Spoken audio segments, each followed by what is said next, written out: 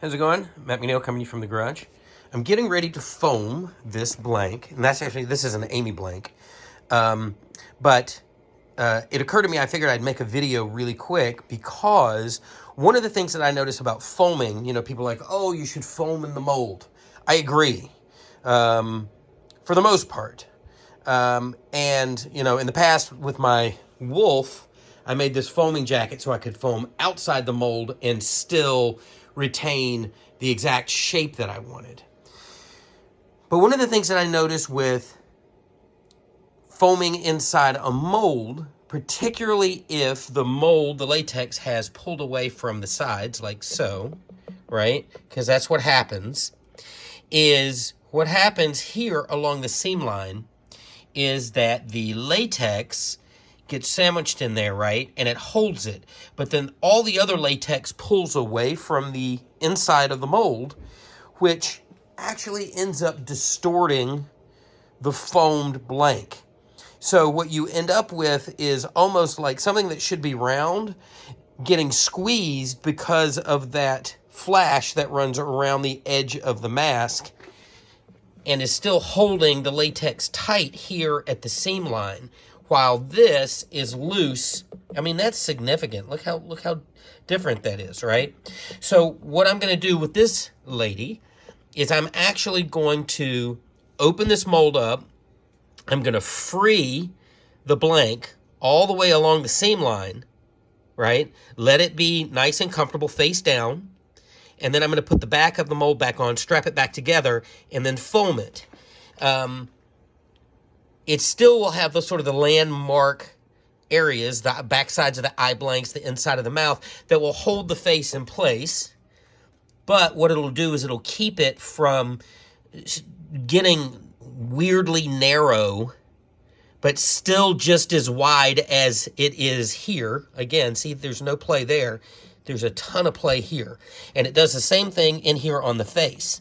So anyway, there's that. So that I'm getting ready to do that. The other little tip we've talked about in my blanks is I like to cast a column up the center. These haven't been trimmed yet, the foam. But in the foam, I take a tube like this, and I run it down the center like so, right? And foam up in and around it. And what that does, it creates a column for the stand. Well, in the past, what I was doing was taking plastic wrap like this and wrapping this tube, sticking it down in the mold, foaming it, making a column.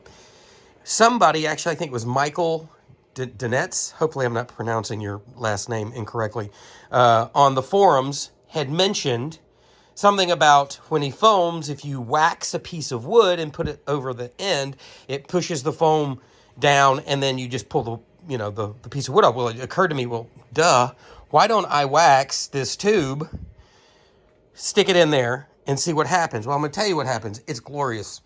It makes it so much easier, and it makes the perfect hole. Now, you may go, well, what's doing with this blue in here? What I do is I take a nitrile glove, one of these guys, and I put it over the end. I wax the tube, and then I put it over the end, and then when I use it, it keeps the foam from going inside here.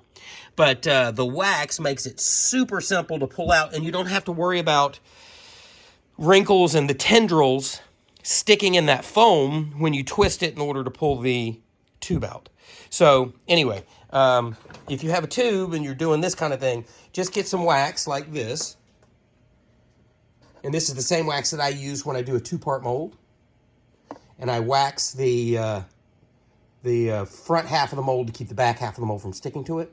This is the wax I use. It's a citrus-based waxy paste that you can get from Home Depot or Lowe's. Works like a champ and it smells great. But yeah, look at that. Look how good that is. So yeah, anyway, I'm getting ready to foam this.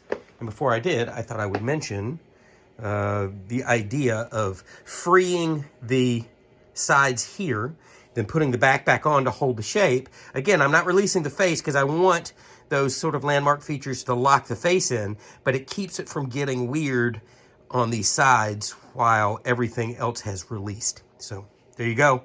That and the tube trick. So hope everybody's having a good night.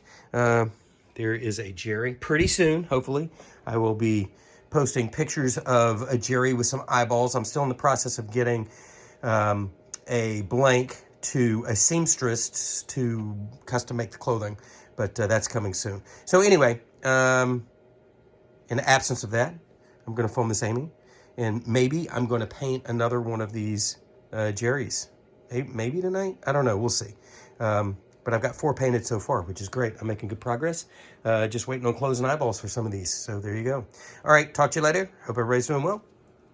Have a good night.